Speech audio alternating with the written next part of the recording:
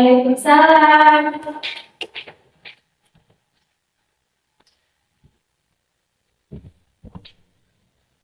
Silakan masuk. Ya, terima kasih. Silakan duduk kok di sebelah sana. Di sebelah sini saja.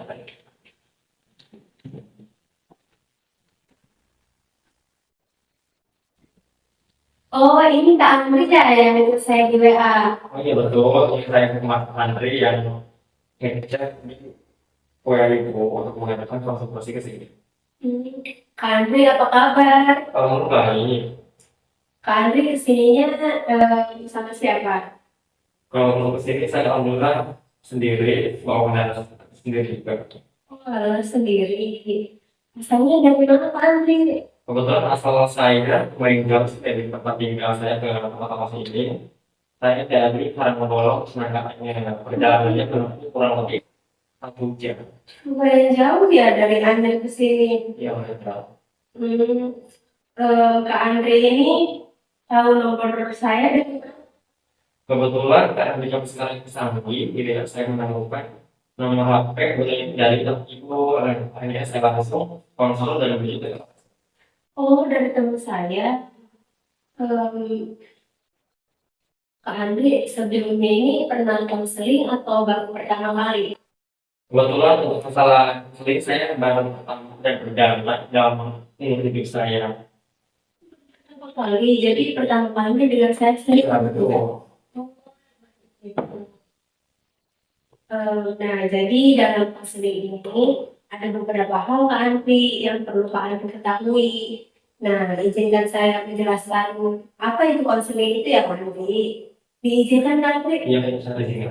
Nah, dalam konseling ini adalah proses pemberian bantuan yang dilakukan oleh konselor kepada konseli untuk mengentaskan masalah yang sedang dihadapi oleh klien seperti itu kan.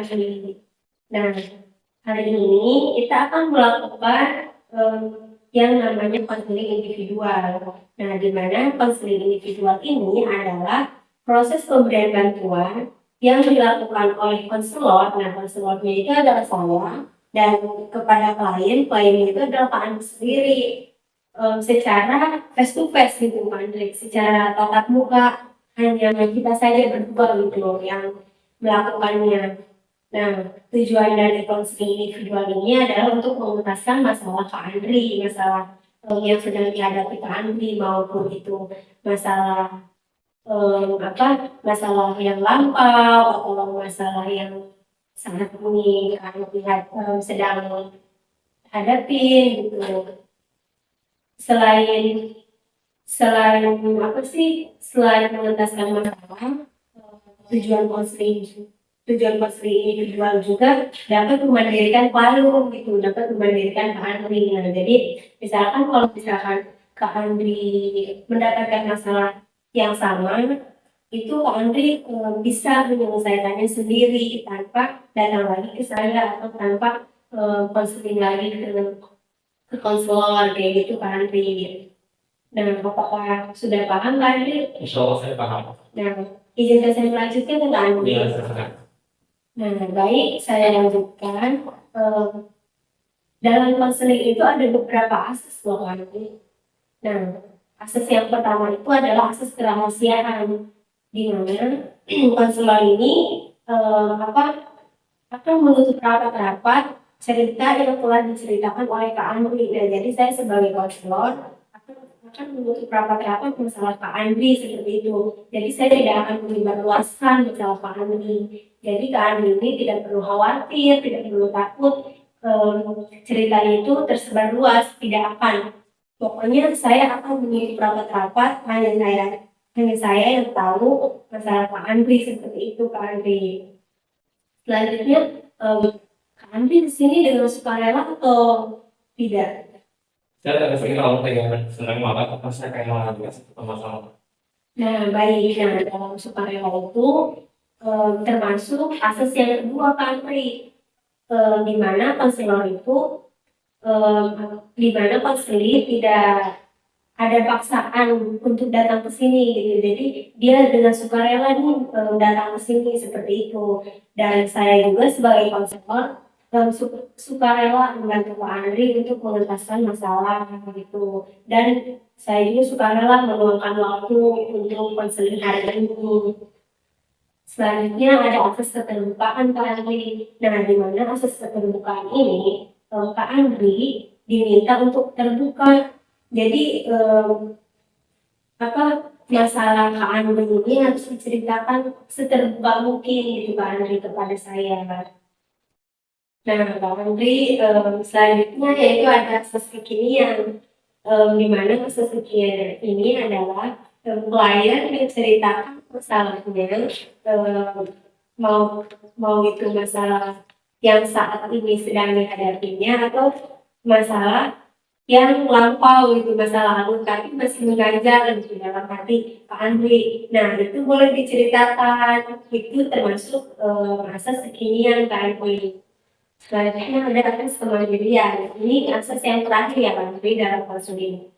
Akses kemandirian ini adalah di mana saya sebagai konselor ini hanya membantu dan mencarikan solusi itu bareng-bareng. Nah, selanjutnya itu keputusannya itu ada di Kak Andri. Jadi itu terserah Kak Andri. Saya hanya membantu dan memberi solusinya saja seperti itu Kak Andri. Apakah sudah dipahami Kak Andri? Nah, baik Kak Andri. Kak Andri sudah percaya ke saya? Percaya. Terima kasih Kak Andri sudah percaya. Kak Andri sukarela kan datang ke sini dan mau terbuka kan kepada saya. Insya kita mau terbuka. Nah, baik selanjutnya apa nih yang mau Kak Andri ceritakan pada hari ini nih, sampai jauh-jauh gitu datang ke sini, ada apa ini, mau menceritakan apa, ada masalah apa? Oke, saya dan saya itu pasti suatu kali itu untuk menemukan masalah ya. Iya, kita sama-sama saling menemukan solusi dan ketika masalah tersebut. Jadi posisi saya sekarang itu saya sedang berkuliah sambil bekerja. Gimana saya itu gimana cara bisa mengatur waktu antara jadwal kuliah dengan jadwal kerja supaya supaya tidak terlalu padat. Jadi dalam ini saya pengen melanjutkan masalah itu agar ibu atau ibu bisa memberikan suatu saran atau pikiran mengenai masalah yang sedang diselesaikan. Oh, jadi Kak Andri ini sedang kuliah. Nah, tapi di sisi lain Kak Andri juga bekerja seperti itu. Ya, betul. Wah, hebat sekali Kak Andri ini. Nah, Kak Andri ini merasa tidak bisa mengatur waktu gitu kan. Iya. Maksudnya itu termasuk Kak Andri itu merasa tertekan atau kayak gimana Kak Andri? Tekan banget soalnya karena saya kuliah ini kan saya tidak mengambil kelas saya pengen fokus juga untuk kuliah, pengen fokus juga kerja gitu. Saya kuliah itu dimulai dari pagi hari sampai sore hari. Dari sore hari saya kerja dari setelah maghrib sampai jam 12 dini hari. Jadi di mana saya pasti waktu saya sering sangat minim gitu ya, sehingga saya merasa sering capek dan lelah. Maka dari itu saya sendiri untuk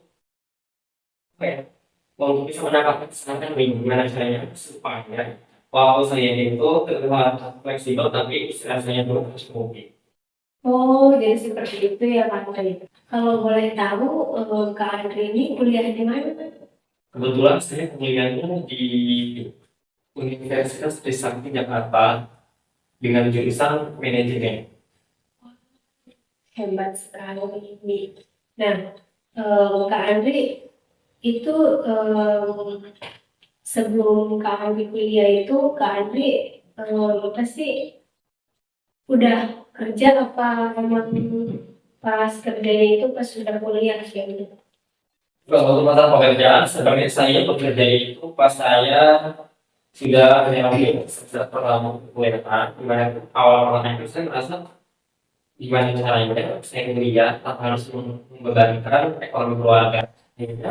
waktu luang itu kan di mana di perkuliahan saya itu kan hanya dari hari Senin sampai hari Jumat, di mana ada waktu luang di Sabtu dan Minggu, di mana saya di situ cari kerja ke berbagai daerah, masih daerah Jakarta gitu ya. Dan dalamnya saya menemukan suatu pekerjaan yang bisa diambil malam setelah melaksanakan kuliah gitu. Dan kalau saya tidak sambil kerja, otomatis kebutuhan yang lain itu tidak akan terpenuhi. Waktu saya lulus sekolah, saya memang nggak langsung mau kuliah yang saya jiwa-jiwa marketing, gitu ya. Saya menjalankan suatu bisnis dan berdagang ini kecil-kecilan awalnya dengan modal 100.000 itu jualan pulsa dengan bermodalan HP dan 100.000. Akhirnya berapa lama itu dari keuntungan tersebut saya memutuskan untuk daftar ke suatu perguruan tinggi di mana saya scroll di sosial media bisa menemukan yang namanya perguruan tinggi yang bisa dicicil ya, dicicil hasil saya orang tua gimana gitu ya saya ya kayaknya saya cukup gitu ya sedikit untuk ongkos Jakarta, hasil saya itu langsung daftar tanpa berpikir mainnya. Oh, jadi sebelum kuliah Kak Andri udah ada niatan gitu mau kerja seperti itu. Iya betul.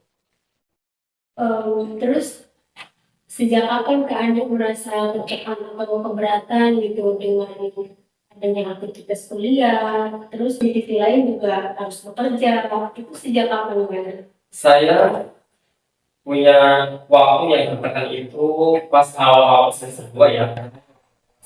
Saya pengen gimana saya mengejar nilai yang tinggi gitu ya, memikirkan apa ya biaya gitu ya. Langsung saya semester 2 itu mulai mencoba cari kerja lama saya dapat di suatu pekerjaan yaitu di bagian waiters atau pelayan di restoran gitu ya. Akhirnya lama-lama setelah saya bekerja bisa 2 sampai 4 bulan, saya merasakan fokus saya itu sangat signifikan gitu ya. Bahkan bakal pikiran nanti sebentar gitu, makanya saya cari-cari di mana tempat saya yang memang cocok banget di hati saya bisa dapat tersebut. Maksudnya saya menemukan yang namanya di IG, awal saya IG, tahu-tahunya IG tersebut itu teman-teman waktu SMA kemudian SMA saya ambil teman tersebut dan saya tidak tahu Saya juga bisa merasakan bahwa di situasi Kak Andri ini sangat apa ya sangat mencekam gitu ya Kak Andri ya. Nah, apa ya sih yang pernah Kak Andri lakukan gitu atau cara mengatur waktu Kak Andri itu seperti apa gitu? sebenarnya untuk masalah waktu saya sudah semaksimal mungkin untuk mengatur itu supaya saya kan punya waktu sedikit lebih lama. Apalah daya karena saya merasa bagaimana aktivitas yang saya lakukan dari saya bangun sampai saya datang ke kampus itu semua ya gitu ya. Saya langsung pulang dari kampus kira jam 3:30 langsung saya bersiap-siap gitu ya untuk kerja gitu. Dimana saya pasti memiliki waktu sangat terbatas untuk istirahat dan untuk beres-beres perangkat. Itu jadi Kak Andri itu sudah berusaha terus ya Ya, mengatur waktu itu, tetapi masih ada yang belum fleksibel gitu jadwalnya seperti itu ya Kak Andri. Nah, mungkin bisa nih Kak Andri bisa mencobanya dengan apa ya dengan cara memprioritaskan gitu tuh, memprioritaskan tugas seperti itu. Jadi tugas mana dulu nih yang harus dijalankan, yang harus dikerjakan seperti itu. Apakah Kak Andri pernah mencobanya? sebenarnya kalau untuk masalah mencoba itu saya sebenarnya dulu ya, tapi sebenarnya ada waktu fleksibel antara pilihan. Saya mau berpikir apakah saya harus membuang salah satu tersebut itu apakah saya berhenti kuliah ataupun saya harus berhenti kerja. Maksudnya kalau saya berhenti kuliah, di mana pasti keluarga itu sangat menginginkan saya untuk kuliah juga, terutama juga saya pengen kuliah ini dengan satu-satunya dari keluarga yang memiliki gelar ya. Tetapi bukan saya juga pengen yang namanya apa ya, uang kerja itu saya pengen uang kuliah tanpa harus membebankan ekonomi keluarga. Di sisi lain kan saya pasti sangat bingung gitu kan tentang kedua hal tersebut. Kalau saya nggak kerja, posisinya balik lagi ke awal, ya kembali ke awal. Saya berpikir saya juga pasti banyak gitu ya. Karena menginginkan saya untuk memiliki gelar dan supaya saya dapat kerja yang di kuliah. Nah, jadi bisa nih kita mencobanya gitu Pak. Nah, iya Pak Andri. Nah, tadi kan saya sudah menyarankan nih dengan cara memprioritaskan tugas. Jadi mana dulu nih yang deadline-nya dekat kayak gitu. Kalau misalkan pekerjaan dari tugas pekerjaan itu yang emang deadline-nya dekat, itu yang harus diutamakan seperti itu Pak Andri. Nah, Kak Andri pernah mencoba yang apa sih menyusun program seperti itu tidak? Atau jadwal yang seperti itu tidak? Sebenarnya saya belum pernah nyoba yang namanya membuat schedule atau menjadwal mengenai kegiatan baik itu di kampus maupun di pekerjaan. Karena memang saya terkadang apa ya, malas juga gitu kalau pengen membuat schedule ataupun jadwal mengenai kegiatan di sekolah, kegiatan di kampus maupun di kerjaan. Nah, bisa tuh Kak Andri mencobanya. Nah, dan itu ada juga saran nih. Ini kan Kak Andri susah nih mengatur waktu antara kuliah dengan pekerjaan kan. Itu bisa dengan cara memilih salah satu seperti itu. Ya, cara memilih salah satu. Soalnya kan harus ada yang dikorbankan kan ya, biar fleksibel gitu jadwalnya. Itu keputusan ada di Kak Andi mau gimana apa sih mau gimana caranya nah, mau apa sih mau membuat schedule atau jadwal yang seperti tadi kayak yang saya sarankan tadi atau itu kan disebut dengan time blocking ya jadi Kak Andi kayak gimana sih mau mengikuti saran yang pertama atau saran yang kedua yang pertama itu kan tadi yang pertama itu kan tadi dengan cara memberikan apa membuat jadwal kan membuat jadwal mana yang harus diprioritaskan terlebih dahulu kan. Nah yang kedua itu dengan cara memilih salah satu yaitu antara kuliah dengan pekerjaan. Pak Andri boleh tuh membuat saran membuat jadwal mencobanya terlebih dahulu seperti itu Pak Andri sebelum Pak Andri memutuskan untuk memilih antara kuliah dengan pekerjaan yang harus dikorbankan seperti itu. Jadi Pak Andri mau mencoba yang mana nih? Kalau dari keduanya, saya lebih baik apa ya dari kuliah sih tetap kuliah.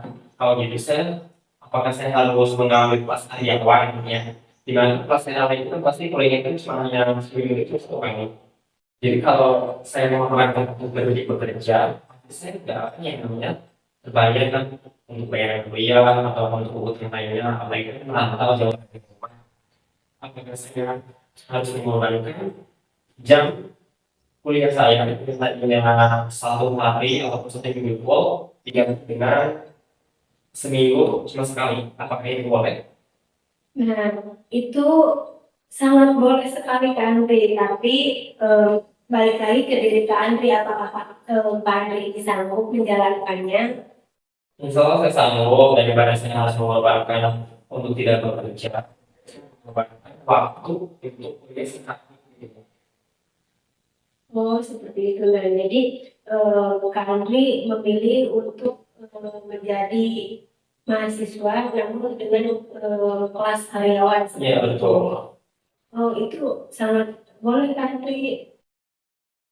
Nah, jadi kesimpulan dari konseling ini, Kak Andri memilih untuk dengan apa kami ini memilih untuk menjadi mahasiswa karyawan dan tetap bekerja seperti itu ya Kak Andri. Iya.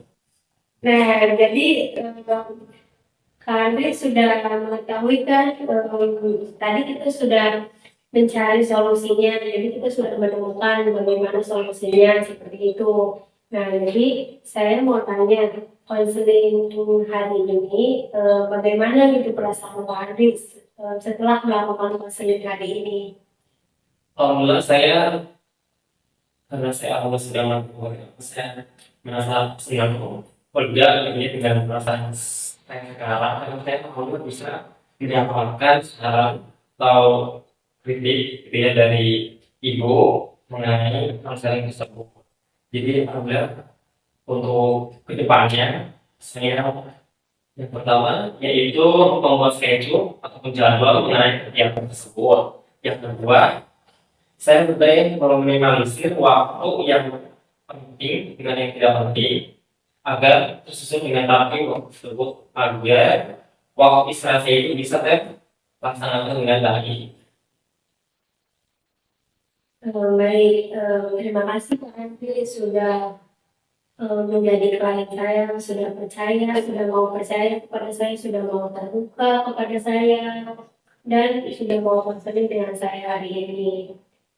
Sebelumnya saya mohon maaf kepada Pak Andri, mungkin ada salah kata atau salah ucapan atau salah perilaku, mohon dimaafkan ya Pak Andri dalam konseling hari ini. Intinya saya berterima kasih kepada Pak Andri. Pak Andri ini sudah bisa mandiri dalam konseling hari ini dan sudah bisa mencari solusi untuk diri kami sendiri, untuk masalah kami sendiri. Mungkin konseling hari ini kita cukupkan dengan membaca hamdalah. Alhamdulillah. Karena kita selesai, maka saya izin pamit ya Bu. Iya, terima kasih Kak Andri. Hati-hati di jalan. Ya, terima kasih. Ya.